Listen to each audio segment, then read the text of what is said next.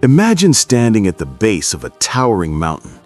Its peak is obscured by clouds, its slopes steep and foreboding. Many people see such a mountain and think, the journey will be too difficult, or worse, I'm not good enough to make it. But what if that mountain isn't outside you? What if it is you? This is the provocative, transformative idea at the heart of The Mountain Is You, that the greatest obstacle to your future isn't the unpredictable world or other people's expectations, but the unseen terrain of your own fears, habits, and unresolved emotional wounds.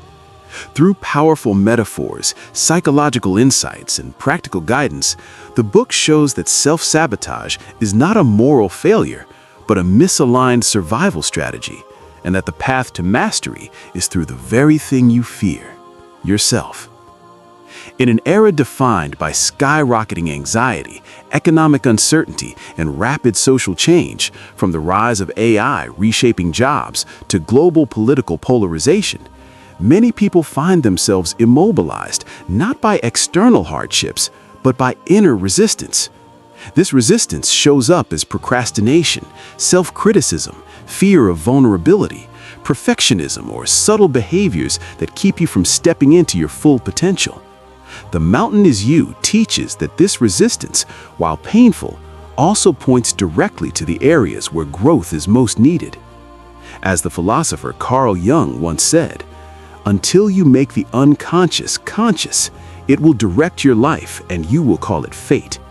In other words, the very things you think are holding you back might actually be steering your decisions, and until you understand them, you remain stuck on automatic. This summary doesn't isolate key lessons at the end, it embeds them into a compelling journey of psychological discovery designed to change how you think, feel, and act. If you love powerful, insightful, and life-changing books, then you found the right channel. Every week, we break down the ideas that transform mindsets, elevate success, and shift lives. So don't miss out. Hit that subscribe button and turn on notifications because you'll want to catch every book we review. Let's continue. Lesson 1. Recognizing the mountain. Self-sabotage is fear, not failure. The first step in any transformative journey is seeing what's true, even when it hurts. The mountain you must climb isn't some external challenge, it's the internal resistance that repeatedly undermines your goals. Brianna Wiest reframes self-sabotage not as incompetence or weakness, but as a survival mechanism gone astray. Your nervous system trying to protect you from perceived danger, even if that perceived threat is success itself. What does this mean in practice? Look at the millions of Americans who want to start a business but never submit their first proposal, or the global professionals who switch jobs repeatedly only to find the same dissatisfaction. At first glance, this behavior looks like laziness or indecision. The reality is that many people fear the unknown, and their minds have evolved over millennia to prioritize predictability and safety. When the unknown threatens to disrupt the status quo, even for your benefit, your brain triggers self-sabotaging patterns. Consider someone in the United States who wants to go to graduate school but suddenly finds reasons not to apply just as deadlines approach. Or a young entrepreneur in Kenya who, after signing a promising deal, begins doubting their worth or delaying key actions. In both instances, self-sabotage looks the same. You are your own obstacle. This aligns with the book's major insight that the mountain is less a barrier in front of you and more the unstable terrain within you, shaped by fear, memory, and unexamined beliefs.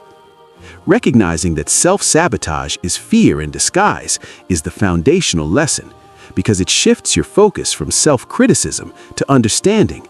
Instead of beating yourself up for procrastinating or shrinking back, you begin to ask, what am I afraid of losing?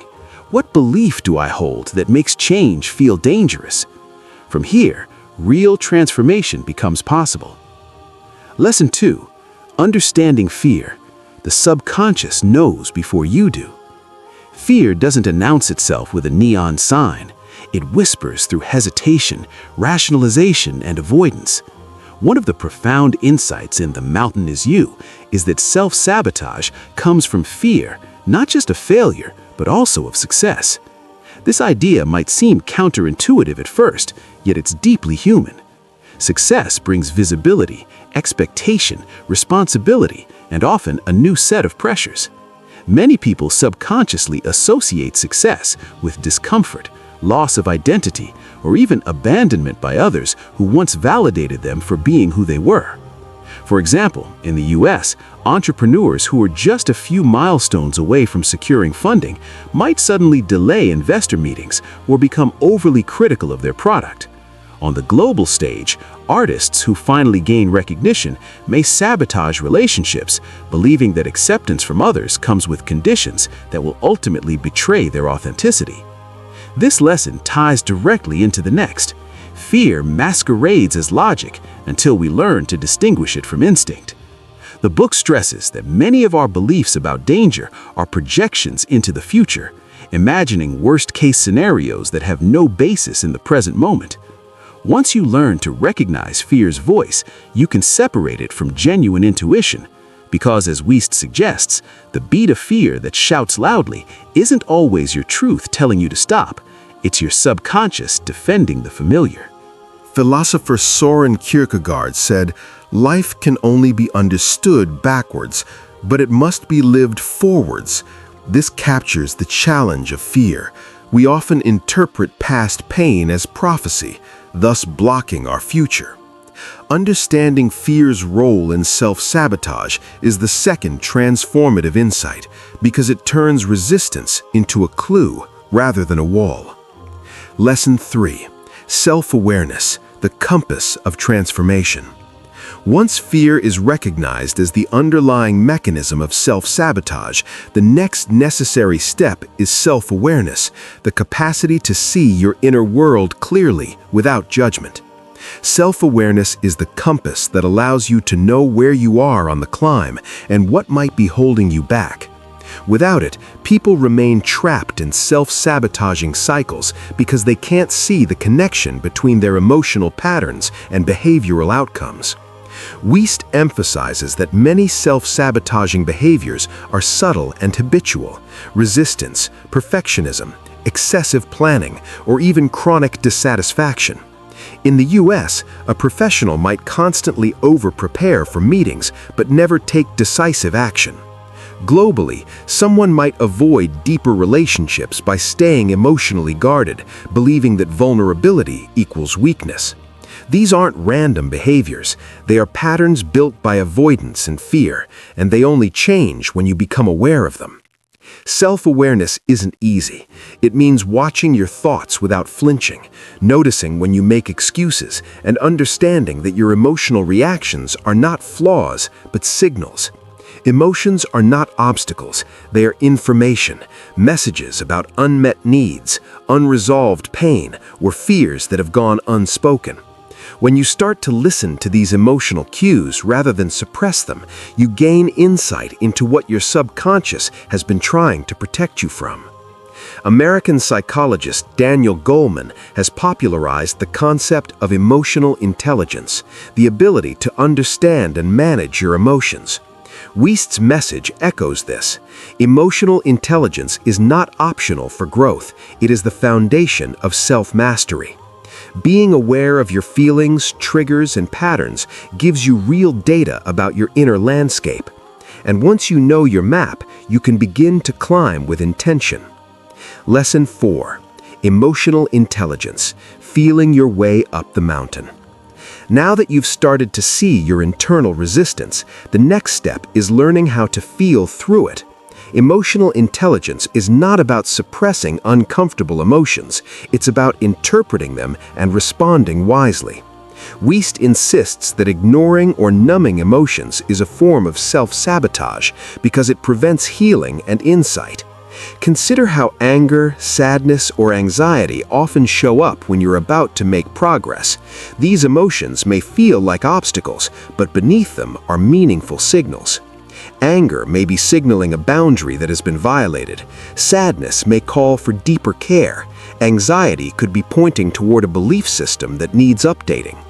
By feeling these emotions instead of silencing them, you are not weakening yourself. You are processing the rockfall on your path so that the next steps are sturdier. A contemporary example is the rise of burnout culture globally. Many professionals who push relentlessly towards achievement end up emotionally exhausted because they have learned to ignore emotional signals, telling themselves that rest or vulnerability is weakness. The result? Exhaustion, resentment, or breakdown. The lesson here isn't to avoid ambition, but to integrate ambition with emotional health. Emotional intelligence allows you to keep climbing without losing yourself. The philosopher Martin Heidegger suggested that authentic existence requires confronting what is uncomfortable, not escaping it. In climbing your internal mountain, emotional intelligence gives you the tools to confront discomfort rather than dodge it. You learn not just to notice your emotions, but to listen and respond with intentionality. Lesson 5. Letting go. Releasing the past, releasing old identities. Once you understand your fears and emotions, the book leads into one of the most difficult yet liberating lessons. You cannot climb your mountain while carrying yesterday's luggage. Past experiences, especially unresolved ones, cling to your psyche like packs of stones weighing you down. Wiest teaches that healing isn't about forgetting, it's about reframing the emotional grip the past has on your present. This means letting go of old narratives, such as, "I am not good enough," "I always fail," "people like me don't succeed." These internal stories might have served a protective purpose at one time, shielding you from disappointment or rejection, but in the present, they shape self-defeating choices. When you cling to these narratives, you carry the emotional weight of old experiences into new ones, sabotaging growth before it even begins. A powerful real-world example comes from survivors of trauma. Research in the US and globally shows that unresolved trauma often leads to repeated patterns in relationships, careers, and personal habits. Only when individuals engage in active emotional processing, whether through therapy, journaling, or reflection, can they begin to loosen the past's hold on their lives. Wiest's framework encourages this kind of emotional excavation, not suppression, but conscious release. Philosophically, this lesson echoes the Stoic notion that you have power over your mind, not outside events. Realize this, and you will find strength. Letting go isn't erasing experiences, it's changing how they influence your inner narrative. And as you release your past, you free up energy to climb higher, towards your future self. This lesson resonates globally. We see it in social entrepreneurs addressing climate change, education, and healthcare, not because it is easy, but because it is necessary. We see it in mission-driven companies outperforming competitors by aligning profit with meaning. In the United States, organizations that articulate clear purpose attract stronger talent and deeper loyalty. Globally, movements that endure are those rooted in shared meaning, not transactional incentives. Viktor Frankl's words feel especially relevant. Those who have a why to live can bear with almost any how. BE 2.0 is a guide to discovering and operationalizing that why in leadership. The quiet power of becoming. When all the lessons of BE 2.0 are woven together, a single truth emerges. Leadership is not an event. It is a process of becoming.